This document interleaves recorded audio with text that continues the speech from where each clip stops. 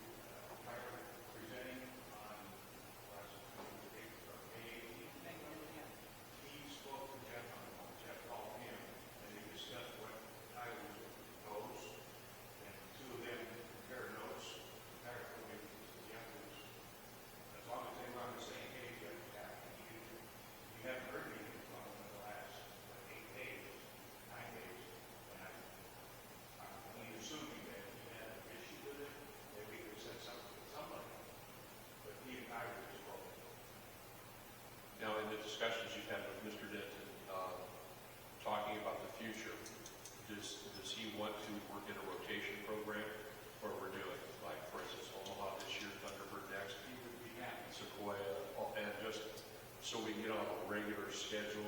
Will he be able to come back and do a kind of a survey? I know that's kind of hard to do. You don't want to shock the lake, you can't permit us. But is there any way he can assess the habitat a few months down the road and say, or we just have to wait and see what the largemouth bass are producing within the larger size? He has access to, he wouldn't do it, but he has people that do the electric shocking and do the survey that he would recommend to it. But yes, we would have to have that and fishermen input on the other ways to find out what you guys answer. Is there a problem? You guys have these? We know you do, but they just don't keep doing those. Hebert does it. He went through close list of that. Well, I'm sorry that we've missed the regularity of fish stocking, and the skinny bass are proof of that, missing that point in our past. But going forward, if we're going to have money budgeted every year going forward, I would like this to be a consideration for every year going forward, so all of our lakes get an equal amount of love and the habitat's increased for all of them. I like a systematic approach, so if that's part of it, Todd or Vince's makeup, I think that's good. That's what he wants to do. He wants to get in first, and then we would have to figure out some way to put surveys in the seven lakes. And I think, and this is, when Tony and I started, when we first became commissioners, I believe that there was a similar plan in place to stop each one of the lakes. It was, not, when Jeremy was with that other company, I meant to look it up last night, to see, from 22?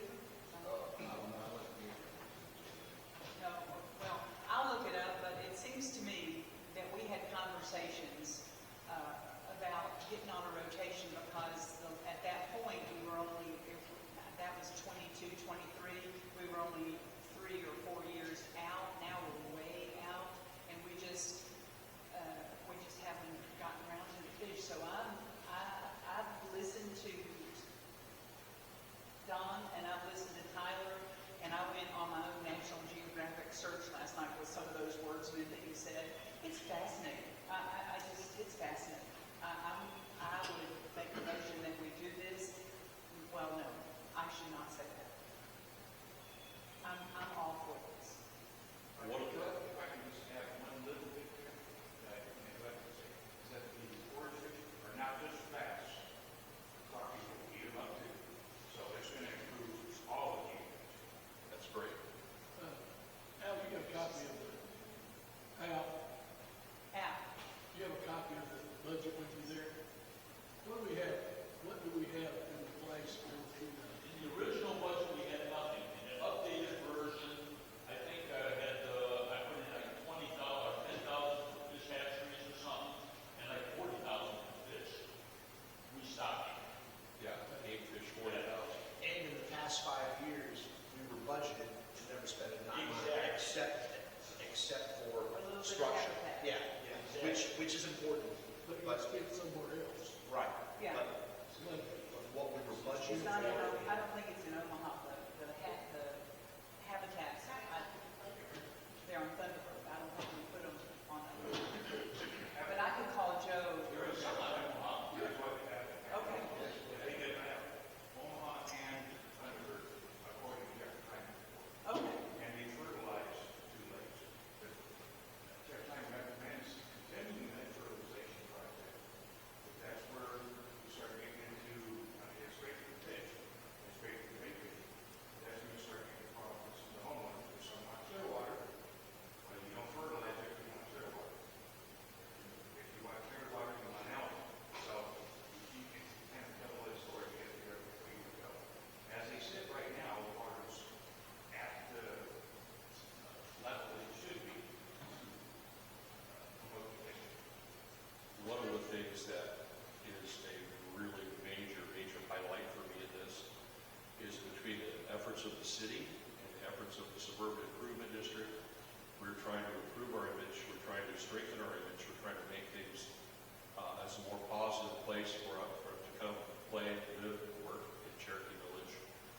this video action for the website, anything that we can do to put a positive spin and add positive light to our situation is a big, huge bonus, especially when it's no charge. It's going to be probably very professional quality. I think that is huge. I mean, that is really, really a nice added feature and benefit. Once we start stocking, I do want to get on the rotation. I'm okay with Omaha first. And we need to go in that rotation and get all of these back up. It's money well spent. The money we spend on that eventually as the fishing gets better on all 7 lakes, the tourism comes in for that. So this is money well spent. I want to get on a new rotation. I want him to come in and let's look at what's next. And I don't care what's next. I just want to do it what the science says is best. I think we need to get a written plan. Yeah, absolutely. We need to put it down, that we're gonna do Omaha now, next year we're gonna do this. We could probably do 3 or 4 of the little lakes at one time for the same price as we make one big lake. So whatever lakes we do, whenever we do, I think we need to have a written plan. This lake, then we're doing this lake, this lake. Have it on the record. And have it where it's not just, well, next time we're gonna do this lake, or whoever streams and that is. I think you're right, because that plan needs to come up with the health of the lake, everything on that lake, and that's part of what the lake committee has been considering, is helping us get on a rotation, so that what you just said will happen instead of somebody going, well, I'm fishing my lake.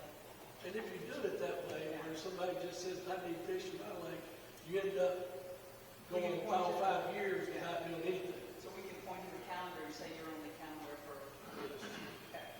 And I think the written plan is really super important, Steve, thank you for that. Coordinating with Jeff Klein, so his efforts on lake management are dovetailing nicely with the fish enhancement to make sure that the activities he's going to do for clarifying the lakes or making the habitat better coincide with what this plan is, so that one isn't fighting the other, just so it's, I like the idea about having a written 5 to 7 year game plan of what we're going to do. I'm sure he would be happy to come back and do that. And his reputation precedes him. Next spring is not that far away, so let's do this. You can also do this in fall. You can also put fish in lakes in fall. You just can't do it in that heat part of the year. Right, you can plant the big fish, or the forage fish in the fall, but you're going to lose That's small. that 6-month, 5-month period before they spawn again. The fish will be eaten up, they don't spawn again until that March, April. So, but yes, you can plant them any time of year. He prefers to do it in the cool. Well, and I agree with it, his plan on that. I think now the time is of the essence. We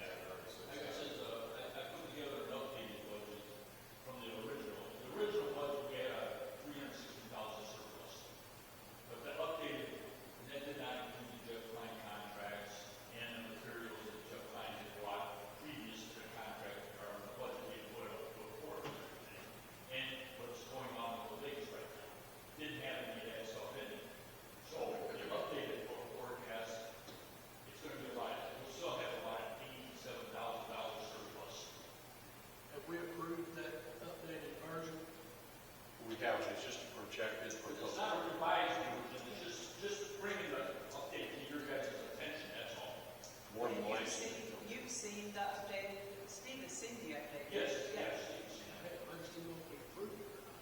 Well, nothing, I- nothing changed, you just moved some of it around. Categories have changed, but I don't think the total of expenditures, income and expense. They're streamlining how it's listed. So it's just reallocating things in the area where it's more defined and where it makes more sense. I guess I'll ask the question. Let's say June 23rd comes around, when we get a stop, our money supply stops. How does our budget look after that?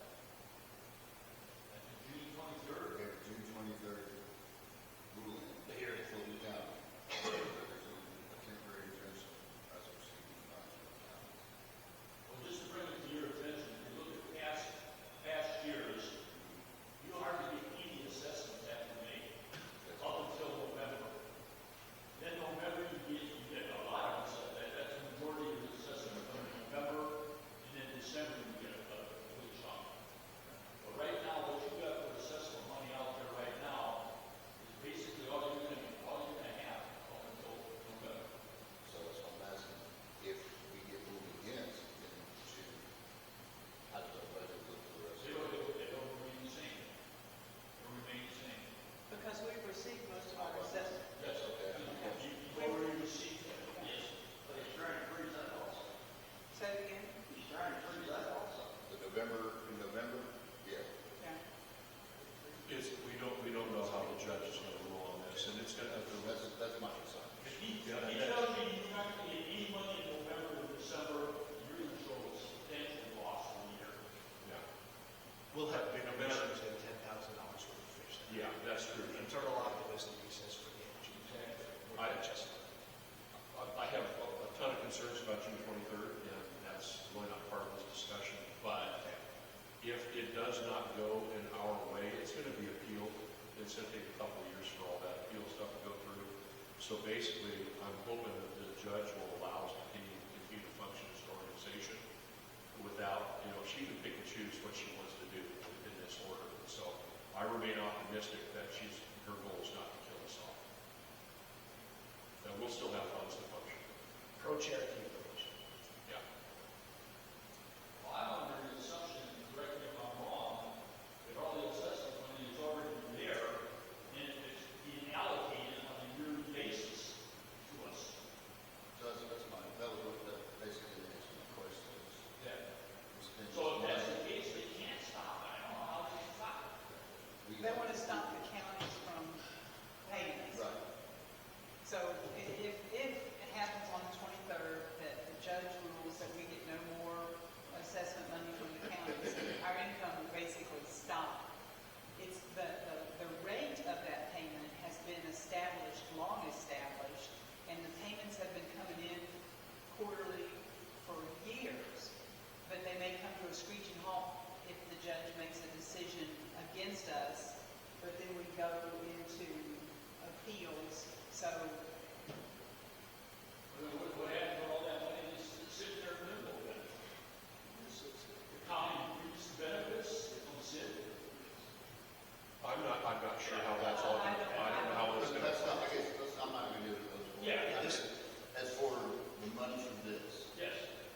that's my only concern was, spend this money, but we're still going to have, we're still going to get the rest of these through this year, depending on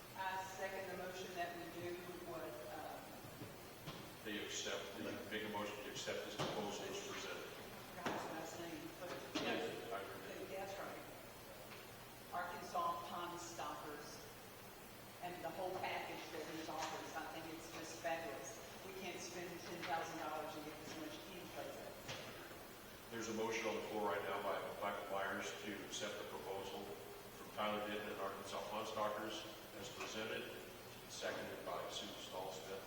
All those in favor, signify by saying aye. Yeah, Tony, Tony. Yes, you did. I don't, sorry, Tony, sorry. Call Jamie. Tell her. Slip and talk, my apologies. Okay. Properly seconded by Ms. Susan Jennings. All those in favor signify by saying aye. Aye. Aye. Same sign for those opposed. Motion is unanimous, it carries. We'll reach out to Mr. Denton and have that taken care of. Get her on the schedule.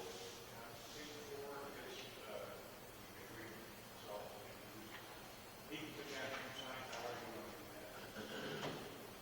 I'll call him.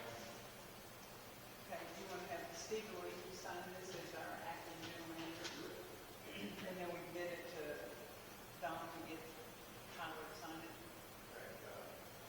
Maybe Mike, he's the guy.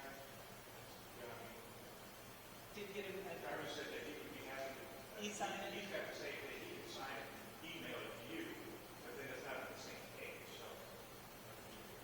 We can do that. So, Yes, I can. so Steve, you go ahead and sign it. We'll get this rolling. And, okay, well, great. This is all taken care of. So just keep it. This brings to a conclusion the items on today's agenda. Looking for a motion to adjourn this special meeting. make a motion to adjourn this special meeting. I second. Seconded by Michael Myers. All those in favor, adjourn, signify by saying aye. Aye. Opposed? Meeting is adjourned at 9:42 a.m.